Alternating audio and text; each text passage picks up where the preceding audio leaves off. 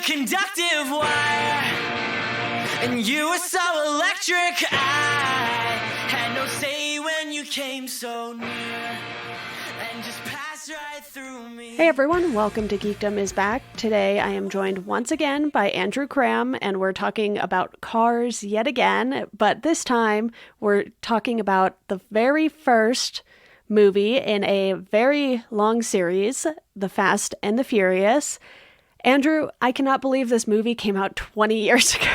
Yo, you posted that story on Instagram today, and I had this moment where I looked at it and it made me question my entire life. Same, honestly. Yeah, that was crazy. 20 years. And you know what's funny that I think about is how much those cars, like, it's such a period piece in the sense of, like, they captured a very, very specific niche era of tuner cars.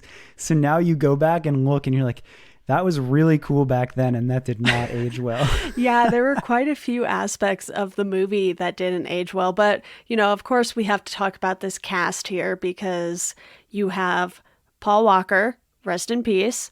You have Vin Diesel, you have Michelle Rodriguez, you have Jordana Brewster, you have so many familiar faces in this one. It's actually kind of hard to keep track of all the people in this because you even have like Ted Levine popping in and you're just like, what is going on? And that man has such a distinct voice. I was like, yes, I know who you are. What was he in? I missed that. So in the movie, he's one of the cops at the, fancy house that they take Brian to. Oh, is he wearing like the yellow glasses, like that Fear and Loathing in Las Vegas vibes? He has like the super deep, like gravelly kind of voice. Yeah, I saw him in the movie and I kind of had that like halfway conclusion where I looked at it and I was like, that guy looks familiar. And I didn't think anything past it. So he's in like a bunch of other stuff. Yeah, like, as you know, and I'm sure some of the listeners know, I host a Stephen King podcast too, and he was in The Mangler of all movies, and he was just in some TV show I was watching, Big Sky, which is just like this network show that was kind of wild, and I was like, man, they made him look really old in that because that was, this year, and I was like, wow, that was a rough looking 20 years for him. Yeah. Yeah. Damn, that's funny. I didn't realize that. And then here's a crazy bonus cameo for the cast. I have a friend that was in this movie, and I didn't know it until much later. In the very, very first street racing scene, when the four cars line up, the white Honda Civic with the dude playing PlayStation in his car is a dude named RJ DeVera. And he works at an automotive, like a detailing or a McGuire's, like the car cleaning products. Okay. And I met him through a friend and we were talking and he was like a real car enthusiast, like actually in it, like knew every little technical thing. And he's like, oh yeah. He's like, remember the first Fast and the Furious? I was like, yeah. He's like, remember the white Honda Civic? I'm like, yeah. He's like, yeah, that was me. And I was like, what? So that one blew my mind. I didn't know that till later, but now every time I see it, I'm like, RJ. Yeah, you also have Rick Yoon, Chad Lindbergh, Johnny Strong, Matt Scholes. You even have Ja Rule in this, and you're just like, this cast is wild. And I really felt like there was so much of this movie I didn't remember, honestly, because I don't know when I first watched it, but growing up, we had like the first three movies on DVD. So I know for a fact that I watched at least the first three, and I'm definitely not cut up by any means. I am not ready for the ninth movie. I have some catching up to do. But for you, what is it about this series that just draws you to it? Is it simply just the cars, or is it just kind of a combination of the cast, the cars, and then honestly, story probably comes in last for most people with these movies? Probably. Well, I don't know if I ever claimed to be the world's biggest Fast and the Furious fan, but I am certainly a fake fan when it comes to the franchise because I don't even think I've seen past Tokyo Drift. Okay. I don't know any, like, and that's not me. Like, I don't know what that is. Like, I never meant to follow it or not follow it. I was just like, oh, cool. Fast and the Furious. Like when I was younger, it was all about the cars. Like to answer your question, it was the cars. It was one of those first times where, you know, when you're a kid, especially before the internet, or at least for our generation of like, you couldn't just like YouTube all the stuff that you loved. So when you found a movie that had all of the things you loved in it, you were just like, this is it, right? And like, it was so rare. Like I remember that movie Grind, like the skateboarding movie. And even though it was kind of whack, you were like, it's skateboarding in a movie. So you just liked it. So I think that's what it was for me when I was younger, was just watching this movie. And even though now we look back and there's certain things that are so painfully corny, I will say, did a great job capturing this street racing scene that really wasn't mainstream like that until then. And if it is true that this movie is 20 years old, which I'm still having a very hard time grappling with, but that would have put me at like 11 when it came out. And I think back to that, and that was so influential for me getting into cars. So the whole appeal for it was the cars. It was this crazy thing of seeing all of the cars that I was interested in, not knowing a ton at the time, and understanding that some of them were whack and some of them weren't. But like, it was just that. It was like, wow, this is crazy. Yeah, and there are certainly aspects of this movie that didn't age super well. Like there's a ton of stereotypes in here, and just some of the way that the movie was edited together. You're just like, wow, they're covering up these race scenes with a lot of quick edits here. And you have that first big race scene where Brian is, you know, challenging Dom to a race, and it was giving me a headache, honestly, a little bit, because I was like, what's going on? Yeah, it's hectic.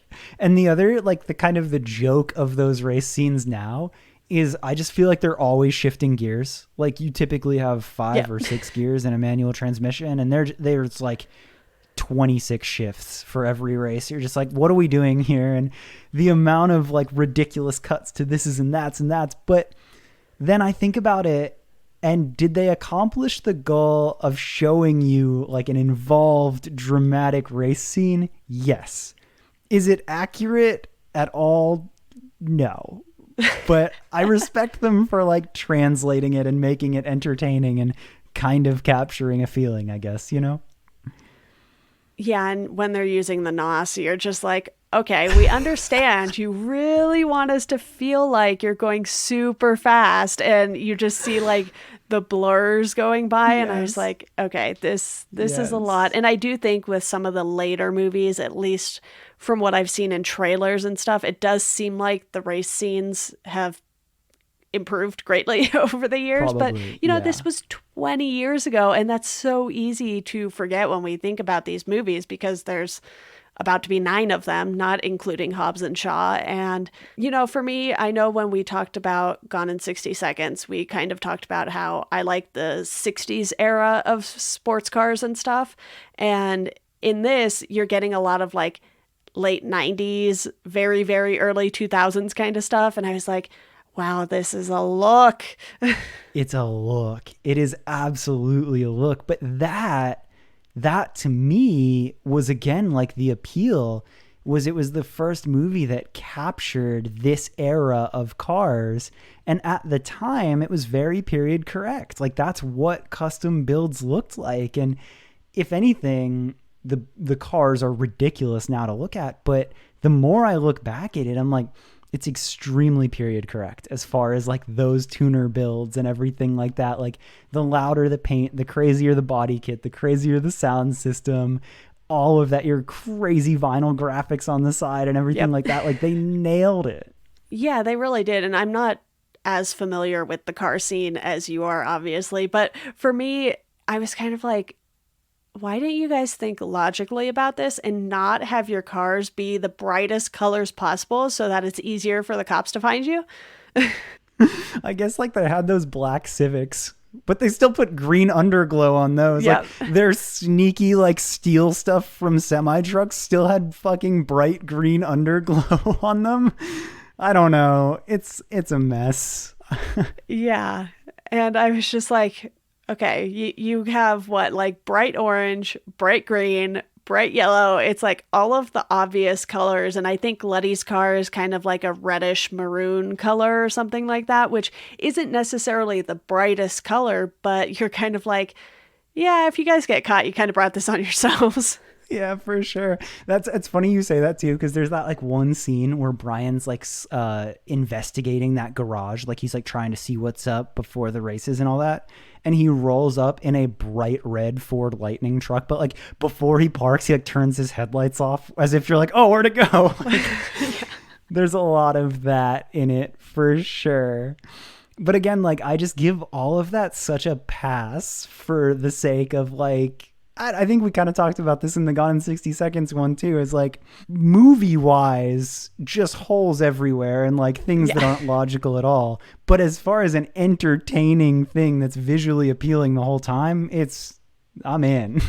Right. And I think that's why this franchise has done so well since this first movie, because they just excel at entertaining people. You don't need this full complicated story, and they do give you some backstory with Dom and things like that, and that continues throughout the series. And obviously Tokyo Drift, kind of a whole different scenario there because it's a whole different cast and everything for the most part. But with this first movie, they were really setting the tone for, hey, you want cars, you want racing, and you want this family that isn't actually family with the exception of two of them, but they're going to feel like family. And it feels like you're kind of hanging out with friends who all happen to be criminals, but that's besides the point.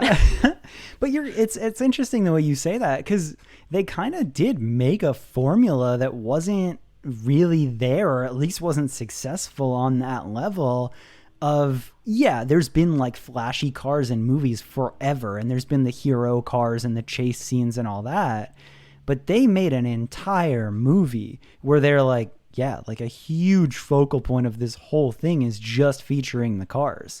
And then the storyline is last. Like you have action and cars, and then they're like, oh yeah. I guess they're like stealing stuff, and he's a cop, and then I don't know, whatever else. They're in love, but then he betrays them. But now they're like, that was not the primary point there, and that was an interesting thing, like to see that do so well, right?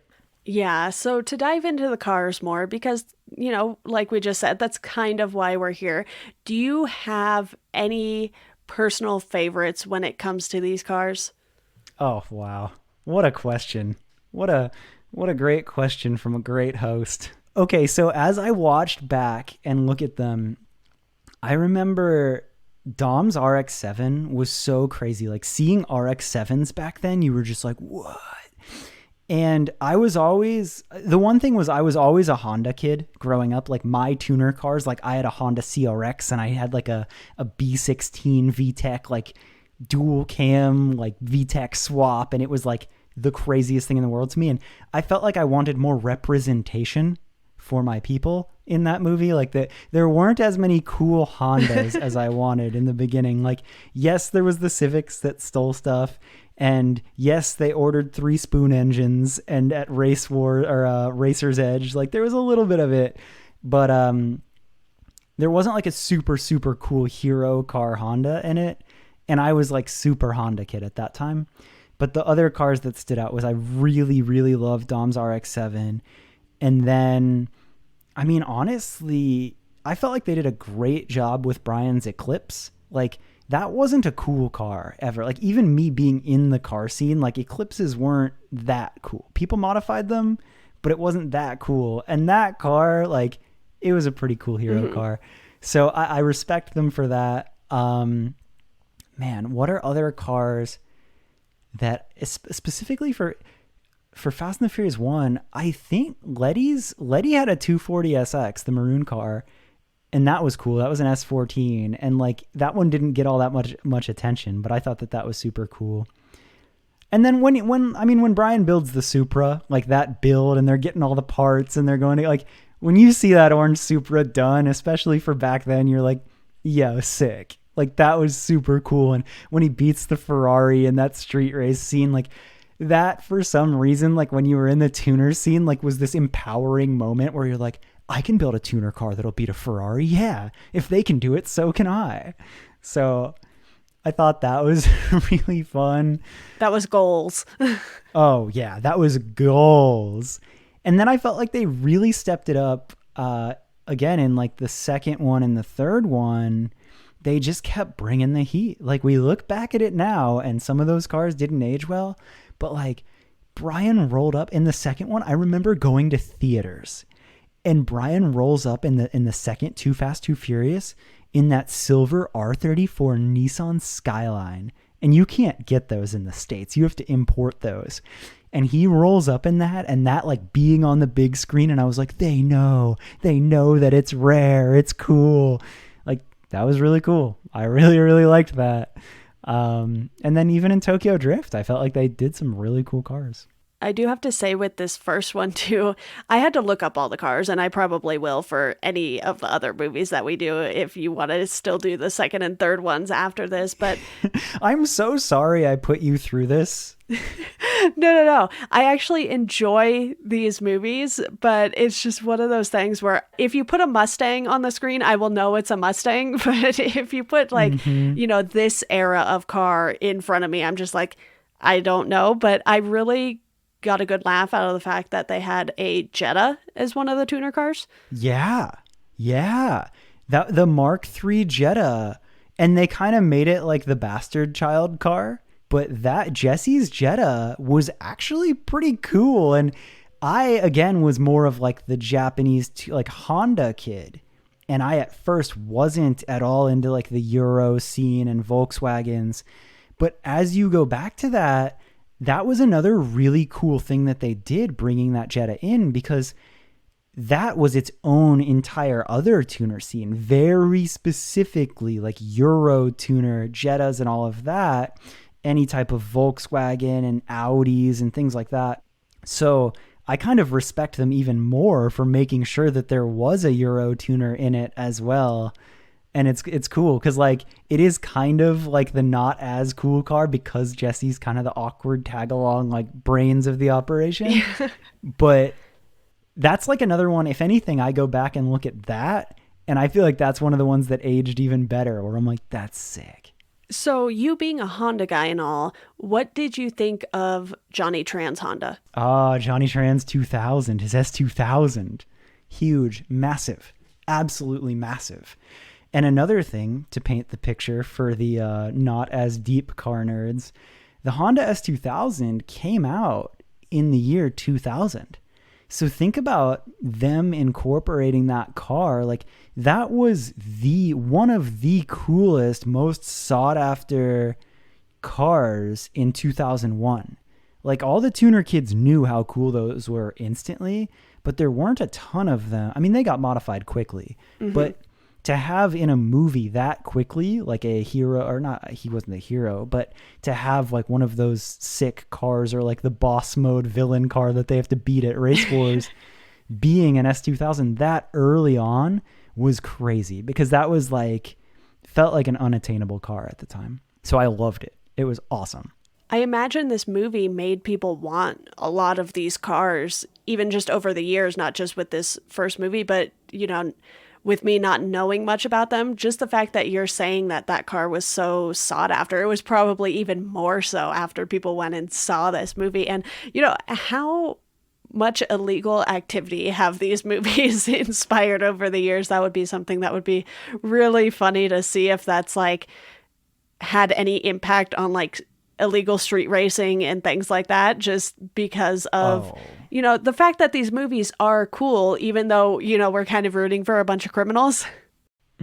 Absolutely. I was a pretty good kid growing up. Like, I didn't get into too much trouble, but the one thing where I really did get into trouble and like get into those hairy situations was I legitimately built my little street racer CRX and would go out on Friday and Saturday nights out to the bridge in Florida. We had in the Tampa area, there was 3 bridges, and you knew that comes like 11 p.m. into like 2 a.m. If you went out on Friday night, that was the street races. And that was the only time where I ever like really got into it, was like going out there street racing, like a couple times running from the cops, like sketchy things. And that was me like being like bad kid. Like I wasn't like partying, doing drugs and stuff like that. Like I was out street racing, and like that had to have been an influence on me. Granted, it was very different in real life. Like it wasn't as animated, and it's not like they're like playing music and there's like crowds cheering and you're not lining up 4 cars in a row. It was a lot different. But again, that's where I kind of respect, like, it's a movie, you know, like they had to make it look all crazy. But yeah, I think it definitely inspired an entire wave of street racing. It's one of those things where you don't know how accurate these scenes are until you've like experienced them in person, which I have not. I drive a boxy Jeep Wrangler. It's not racing anyone anywhere. Yeah. And you really just feel like this is either really accurate or it's way off base. Yeah, like that's such a funny one to think about, because I was, at least in my community, who knows, I can't speak for Southern California where this movie takes place because I wasn't growing up there at the time. I don't know everybody's specific cities, but street racing certainly happened for me in Tampa where I grew up. Looked different, but was definitely a thing. But you, as you watch these movies, do you just take it at face value where you're like, oh, wow, that's what street racing looks like. There we go. I am at this point very aware that it's super unrealistic, just like how easily they blocked off a street in Los Angeles. Street's closed, pizza boy. Go home. Find another way home. Oh, and one of the other things that really amazed me with this is how much parking was available in Los Angeles. You read my mind on that. As I watched it again, that gets me in a lot of movies, but I am so specifically offended in any piece of media where in LA, you're going to roll up with that many cars deep and just all of you park in the front. How dare you? How dare you make LA look like this and sell me the fake dream? The parking's not like that. Ample parking. No. Such a dream in LA. And, you know, quick shout out to Westminster too, because they do film some of the scenes there. I grew up in Garden Grove, which is right next door to Westminster. So I was like, oh, that makes sense. That's why maybe some of these things looked familiar. Oh, really? Yeah. So like where Johnny Tran's crew hangs out was in Westminster, where all of those like statues are, I think was in Westminster too. Whoa. That's funny you bring that up, because when I moved out to LA, I looked up the movie trivia and went to as many like random in LA Fast and the Furious spots. Like I went to Racer's Edge, and where the first street race scene happens is like Row at downtown LA, which has come up like crazy now. It's like fancy buildings and condos, whatever. But back then it was just like warehouses. Toretto's Market is a little grocery store. It actually looks like that. Yeah. Super cool. Like I like went to as many of those that I could, but I didn't know the Westminster side because I haven't gone that far out. Yeah, it was something that I just came across when I was looking stuff up for the movie too. I think I was trying to find like the location of Dom's house or something, which is now blurred out on Google Maps. Is it? Yeah, it was weird. I like typed in the address that I found for it because, you know, it's like this big house in like Echo Park area. And I was like, why is this the only house that's blurred out on this street? I was like, did they do something to it or what? So I have no idea, but it was something I had not seen on Google Maps before necessarily. I wonder if they have to do that for specific houses and stuff like that. Like if a house gets too famous because of a movie or something like that, or maybe the owners request, they're like, hey, can you please have people stop coming here? Like maybe that's a slight remedy to it. It made me think of the house in Breaking Bad where Walter White throws a pizza on the roof in Albuquerque, and apparently people kept going to that house and throwing pizzas on their roof, even though people lived there. I went there. I didn't throw the pizza. So I think it might be some sort of weird situation like that, maybe. Yeah, and I know there's the American Horror Story house from the first season that's in LA, and I think they had to put a fence up. Oh, yeah, the murder house. That sucks. I feel bad for that. Yeah, it's kind of crazy. I mean, I just wanted to look out of curiosity to see if the house still actually looked the same on, you know, the street view, because they'll do a lot of things where sometimes they'll like put a facade up in front of a house and that'll be like the set house. And then, you know, I just think it's so rare to find a house with that much of a backyard in LA too, that isn't like, Right? you know, these multi-million-dollar mansions. So I was just like looking up locations for filming and stuff like that and came across that and thought it was interesting. But, you know, we've talked about some of the cars, but I do want to talk about the story a little bit because our main character, Brian, is an undercover cop. He's working with a joint task force, it seems like, between the LAPD and the FBI or whatever police department it is. And you have him trying to infiltrate this crew, basically. And I like that, you know, they give us that information, but I totally didn't remember him just like telling everyone that he was a cop in this movie. Doesn't he have to at the end, right? Like when they it's how does that shake out? He has to call for the ambulance. Right, that's how Dom finds out, but earlier he tells Mia, he's like, I'm a cop, we need to go save your brother because this is not going to end well. So he tells her and she knows the entire time they're driving. And then he makes the ambulance call and he's like, this is Officer so-and-so. And, you know, and then you see just Dom fuming and you're like, I wouldn't do that to Vin Diesel. That's how much I followed this storyline, right? I literally just watched it. You bring that up and I'm like, oh yeah, you're you're gonna have to guide this part of it. When did this happen? I'm sorry, were there things that weren't cars in this movie? Yeah, exactly. I'm like over here telling you, I'm like, so the S2000 had been out for 1 year and that's why it's special. And you're like, yeah, so the entire point of the movie where he's a cop, remember that part? And I'm like, oh yeah, he was a cop, huh? How about that? It's so easy to forget though, because all of the promo you see for like the movies after this and everything, it's like they're just friends hanging out, you know?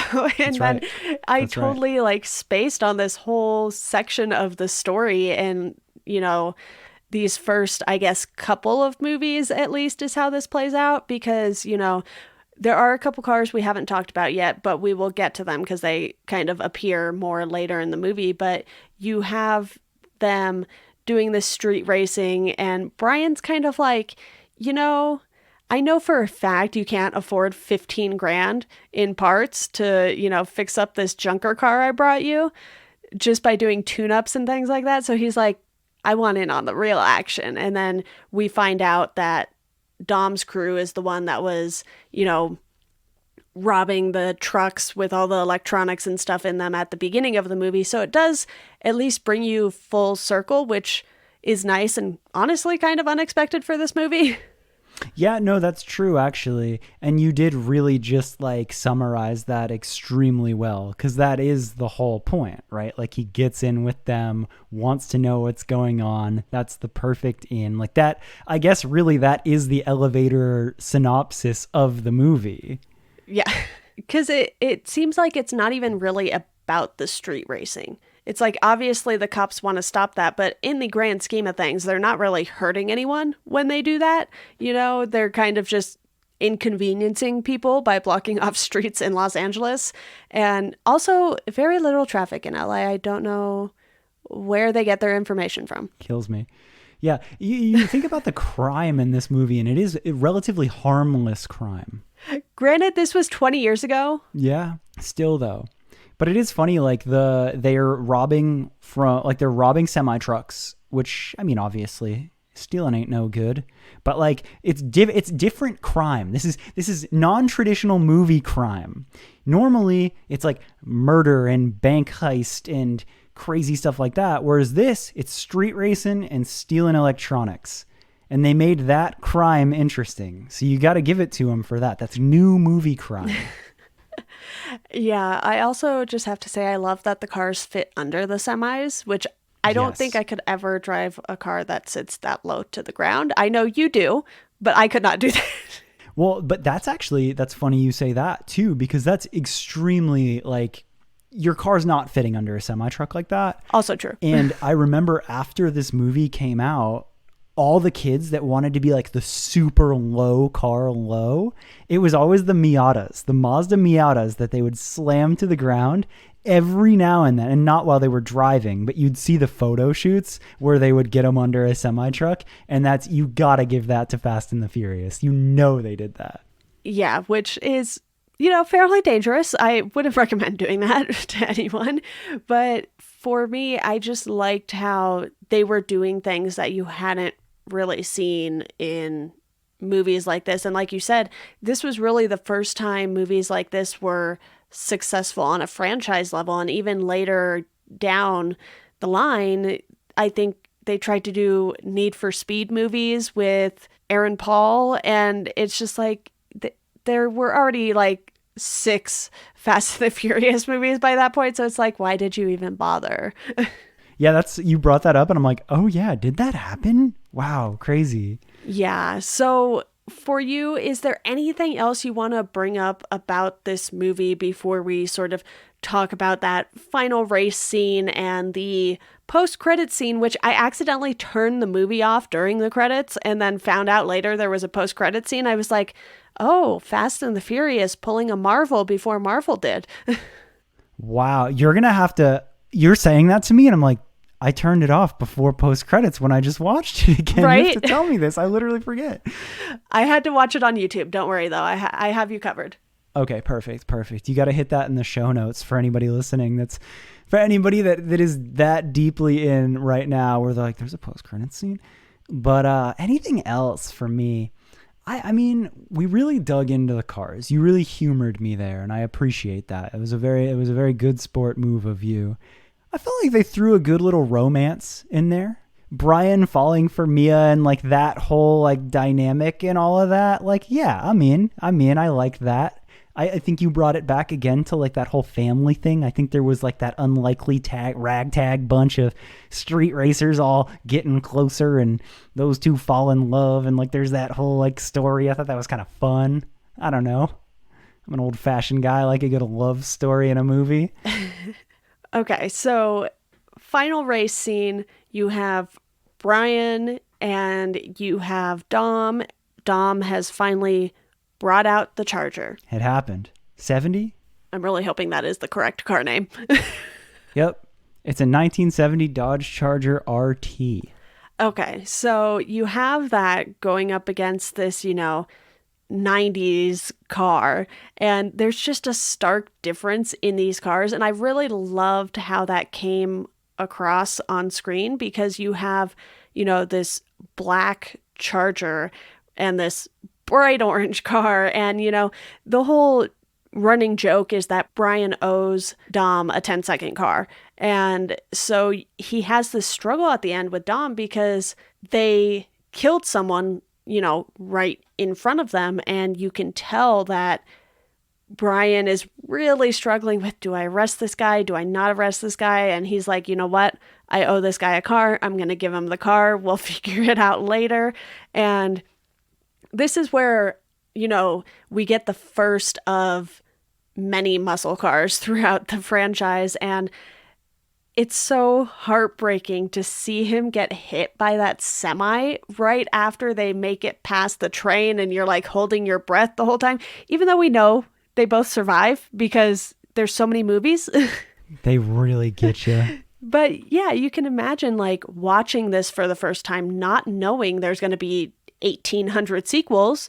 You're kind of like, oh no, are they going to kill off one of the main characters? And they don't, but then they make you think they are going to again, like 2 seconds later. And it's just a really intense ending. And I think they had to end on that kind of note for it to work. And then, we'll get to the post-credit scene momentarily. But like I said, first of many muscle cars to come.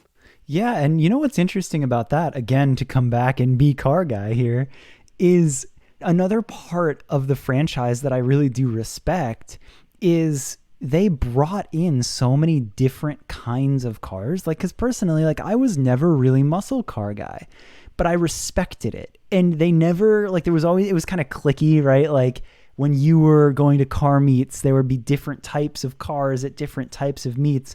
And even though I didn't care for the muscle car side of it, I thought that it was really cool that from that moment and throughout the entire franchise, they did a pretty good job bringing all these different types of cars together. And that's probably them just being like, we need to sell movie tickets, so we need to have every type of car enthusiast here. But also respect, because I thought that that was cool. And even though I was never a muscle car person, I respected their effort for bringing that in and representing every type of car enthusiast. And yeah, respect there. Yeah, so are you ready for the post-credit scene? I have one more piece that's funny. I believe, like, you were saying something earlier and I didn't say it, but you were saying, so like, the Charger races against a Mark IV Supra, the orange car that Brian has. And we were talking about, like, did the movie make cars famous or more expensive or whatever? So you had this whole generation of 90s tuner cars. And I don't know if it was 100% Fast and the Furious. Like, it's obviously an amazing car, actually. And it was just so well built. But that Supra now is still, like, you see them on car auctions, and if you can get like the turbo version that's in manual, those cars sell for close to $100,000 stock now. That's crazy. So it's crazy that just the legacy of, I can't say that it's just the movie, but it's crazy that that car still is like literally like very famous and iconic. So good job on them. It's funny, I was browsing around and I looked up the Jetta, and it seemed like people were like making replicas, because I saw like 2 or 3 that looked exactly like the one in this movie, and they were going for like $15,000. And I was like, really, a Jetta? Yeah. I think that Frankie Muniz bought the original movie car Jetta. That oddly seems very fitting. That we'll have to fact check it, but I want to say that that's a funny piece of Fast and the Furious movie history. Yeah. Well, the post-credits scene does give us another new car. Roll the post-credits. And it's the 1970 Chevrolet Chevelle SS. It is red with, I think it has black racing stripes on it. And you see Dom driving it down in Baja, Mexico. And he's basically like, fleeing from Brian. Oh my gosh, that does happen. Yeah, it's that little scene. Yeah. Wow. I totally forgot, and I didn't catch it when I watched it again. Same. Like I said, I turned it off during the credits and I was like, oh, oops. I'm trying to remember now because I only refreshed on the first one before this podcast. They start the second one in Miami. Does Dom come into it in the second one? Or do they bring that back like later? I was like, is Dom in the second movie? Is Brian in the second movie? So the second movie, I believe, is Brian picking up from the end of the movie from Brian's perspective, and he's now down in Miami, and he's running the street racing circuit out there with his R34 Skyline.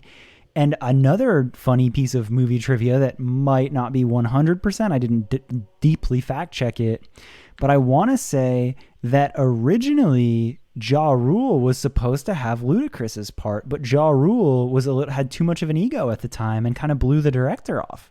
So I want to say that he got replaced by Ludacris, and then Ludacris came in and killed it in the second movie. Yeah, I was wondering that too when I was watching this. I was like, are these supposed to be the same character? And, he just got recast later on? Because, that does happen. I mean, it happened with Marvel, where you have Edward Norton as Bruce Banner and the Hulk, and then you have Mark Ruffalo as the Hulk. And the next time we see the Hulk, and you're like, okay, all right, we'll run with it. Yeah. So I don't know. I'm not sure, but I thought I heard that somewhere. Because then Ludacris stayed in the franchise for a bit. Yeah, he's in quite a few movies from what I remember. I think they might be different characters, but I just really thought this was fun. It obviously isn't a masterpiece of a movie, but, I gave it a 3 out of 5 because I was like, you know what? I sat down. There were some issues with how well this movie did or did not age, frankly, but I still had a fun time with it. I mean, here we are coming back to the same conclusions that we did with Gone in 60 Seconds. Did it age well? Absolutely not. terribly. But was, for the time that it was, and in a vacuum, is it a fun movie? You better believe it. You better believe it. Yeah, honestly, it's just one of those things where I'm like, you know what? I'm going to think about these things in the time period they were made. And yeah, we can talk about whether or not certain aspects aged well or not, and that's perfectly fine. But I don't think this movie did anything utterly offensive that would make people not want to watch it. And obviously, things have improved as the franchise has gone on too. Otherwise, it wouldn't have gone on as long as it has. But you know, I am looking forward to watching these next two, and I'll probably make myself catch up before I watch the latest one that's coming out this year. Yeah, I mean, I kind of checked out after the third one, but I don't know. I could give them a try. I don't know. There was just something so nice. Maybe it was my age too. Like the time of the first, second, and third coming out, I was in my teens, and it was so fun, and I was so obsessed with cars, and it was cool to see them on the big screen, and maybe my interest just changed a little bit, and the franchise evolved a little bit, and it had to. But yeah, man, I stand for it. In a vacuum, fun movie. Yeah. Andrew, before we go here, I like to hit some recommendations. So what's another action kind of movie that you really think people would enjoy? Okay, so I'm going to hit you with maybe a slightly different vibe. Still, I think people would still enjoy it, but it's not your full-on Andrew recommending Gone in 60 Seconds or Fast and the Furious. But I recently watched a movie that it definitely had its moments of action, but it was also just this incredibly cool story that had just as much dialogue and drama as it did action. And that was Molly's Game. I just thought that movie was so crazy. It's about this woman who ran this crazy poker circuit with all these high stakes games, and based on a true story. And they kind of took the names of the celebrities out. But it was just like one of those movies where the whole time you're watching it, you're just like, oh man. So as far as being thoroughly entertained and engaged in a movie, that's my most recent one where I was like, wow, I'm in it. So it's more like, you know, keeping with the crime theme here, because maybe that poker game wasn't so legal. But for me, I'm going to recommend Transporter. You know, there are a few of these. Jason Statham, we see later on in Fast and the Furious movies, so why not? It fits. And, you know, they have some nice cars in those movies too. Have a few Beamers, if I recall correctly. Yeah, I think you're right. I think that was the movie that was very famous for making a couple of those Beamers. And you know, I'm embarrassed to admit it, but I don't think I've seen Transporter. I think I know as a car person that those get brought up, but I haven't seen it. So I'm going to take your recommendation and finally watch it. Perfect. I've done my job. Thank you. The podcast worked. Andrew, thank you so much for coming on to talk about this today. And I do want to tell everyone to go check out your podcast, Where Are All My Friends? Great show. You have lots of great guests on there, and I definitely look forward to talking about Too Fast, Too Furious with you soon. It's always fun to come on a podcast about movies and talk about cars when my podcast has literally nothing to do with that. It's over here talking about the come up stories of young entrepreneurs and people in music. So it's fun to take a little break and just talk about something as fun and lighthearted as random oddball car movies that I like. So thank you for allowing there to be a platform where I can be a guest and just talk about something so different. And I'm a huge fan of everything you're doing too, like watching you continue on with this. I don't know anything about Stephen King, but all the bits that I see from you through it, I'm like, oh wow, guy's done a lot of cool stuff. So seeing you just continue to kill it with all of that is super fun too. So it's always a pleasure to come on and hang out with you and talk about any movies or whatever. Well, I appreciate it, and I am certainly happy to watch some car movies that don't make me think too much. Well, there it is. It's thank you for humoring that and letting me talk about very niche specific car things while you keep us focused on the story and keep me in check, because you can tell where my priorities lie with these movies. All good. We need car people. There it is. Well, cool. Thank you so much. Yeah, of course. All right, everyone. That does it for this episode of Welcome to Geekdom. If you want to support the podcast, you can do so through our Patreon. If you want to follow us on socials, you can do so at GeekdomPod on Twitter and at Welcome to Geekdom on Instagram and Facebook. And as always, thank you for listening, and we hope you enjoy the rest of your day.